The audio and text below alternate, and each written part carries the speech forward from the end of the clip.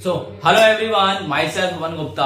आज मैं class 11 chapter sets chapter 1 का इंट्रोडक्शन लेकर आया हूं। देखिए, जब हम बात करते हैं सेट्स की तो सबसे पहले ये समझना बहुत जरूरी है कि आखिर ये सेट का कॉन्सेप्ट आया कहां से है, यानी कि सेट आखिर कहां से निकला है।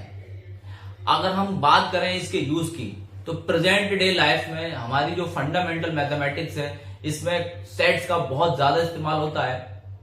साथ ही साथ सीक्वेंस, सीरीज, प्रोबेबिलिटी जो हम क्लास 10 में पढ़ के आ चुके हैं, यहां भी इनका काफी हद तक इस्तेमाल किया जाता है। फिर बात आती है कि सबसे पहले इसका इस्तेमाल किसने शुरू किया, यानी इसको डेवलप किसने किया। तो इसको डेवलप किया गया था जॉर्ज कैंटोर के द्वारा। जब ये ट्रिग्नोमेट्रिक फंक्शंस पर अपना काम कर रहे थे, उस वक्त इन्होंने इसको एनकाउंटर, यानी इस वक्त इन्होंने इसका एक तरीके से कह सकते हैं नाम दिया कि सेट्स का। तो अब बात समझते हैं, आखिर उन्होंने सेट्स, हमने ये समझ लिया कि आखिर सेट्स आया कहां से है, इसकी जरूरत कैसे पड़ती है, कहां कहां पड़ी, या आज के समय में इसका इस्तेमाल कहां कहां होता है। अब हम समझते हैं कि आखिर सेट्स है क्या। Basically this is the introduction video of the sets. आगे सेट हम किसे कहते हैं। देखिए, जब हम बात करते हैं सेट की, तो सेट का मतलब होता है किसी भी well defined collection of data की। जब हम बात करते हैं, यानी कि जो सेट की जो डेफिनेशन है वो क्या है, the collection of well defined data. जब हम वेल डिफाइंड की बात करते हैं, व्हाट इज वेल डिफाइंड, आखिर वेल डिफाइंड डेटा क्या है। वेल डिफाइंड मतलब जिसको अच्छे से डिफाइन किया जा सके। वेल डिफाइंड डेटा हम उसको कहते हैं, जैसे कि क्लास में 10 स्टूडेंट्स बैठे हुए हैं, तो वो 10 स्टूडेंट्स को मैं काउंट कर सकता हूं, वेल डिफाइंड डेटा है। हमारी कंट्री में कितने स्टेट्स हैं, ये वेल डिफाइंड है, सब लिस्टेड है गवर्नमेंट के पास, तो ये वेल डिफाइंड है।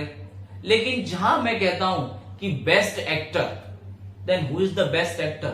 आज बेस्ट एक्टर कोई और है, कल बेस्ट एक्टर कोई और है। मेरे लिए बेस्ट एक्टर रणवीर सिंह है, आपके लिए बेस्ट एक्टर हो सकता है सलमान खान हो। बिकॉज किसी की भी क्वालिटीज को हम बता नहीं सकते हैं, डिफाइन नहीं कर सकते हैं, इसके लिए कोई पैरामीटर थोड़ी बना हुआ है। मैं कहूं कि बेस्ट पोएट, तो बेस्ट पोएट तो कोई भी हो सकता है। मैं कहूं बेस्ट सिंगर, अब बेस्ट सिंगर तो मेरे लिए अरिजीत सिंह है, हो सकता है कि आपके लिए मिर्च रेशमिया हो।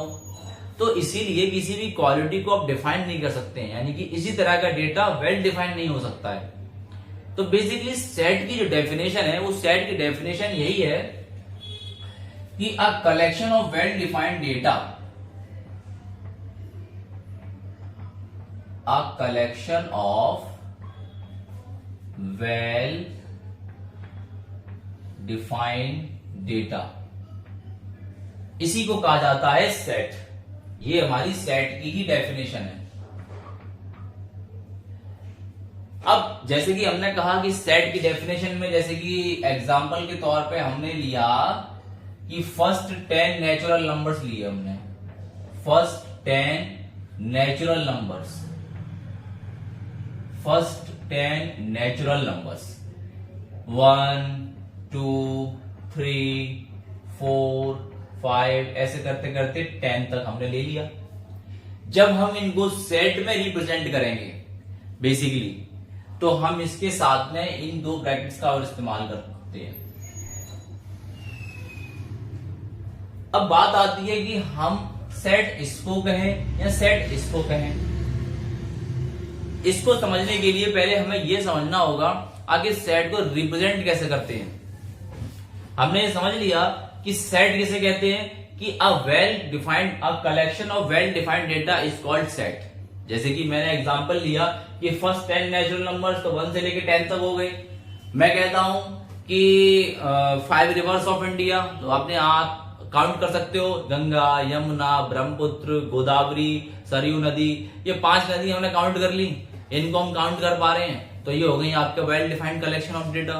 जहां मैं कह दूं कि best actor, 5 best actor of India, तो वही 5 क्या, ऐसे तो बहुत सारे बेस्ट है, मैं तो अपनी प्रायोरिटी लिस्ट के हिसाब से बेस्ट लिखूंगा। हो सकता है कि आज जो है मेरे, अगले साल बदल जाएंगे वो। तो अब बात करते हैं रिप्रेजेंटेशन ऑफ सेट की, यानी कि सेट को हम रिप्रेजेंट कैसे करते हैं। सेट को रिप्रेजेंट करने के लिए हम दो तरीके से यूज करते हैं। Representation of sets, representation of sets. Sets को हम दो तरीके से रिप्रेजेंट करते हैं। कैसे रिप्रेजेंट करते हैं भाई? दो तरीके से। कौन कौन से तरीके हैं? एक तो होता है हमारा रोस्टर फॉर्म और एक होती है हमारी सेट बिल्डर फॉर्म।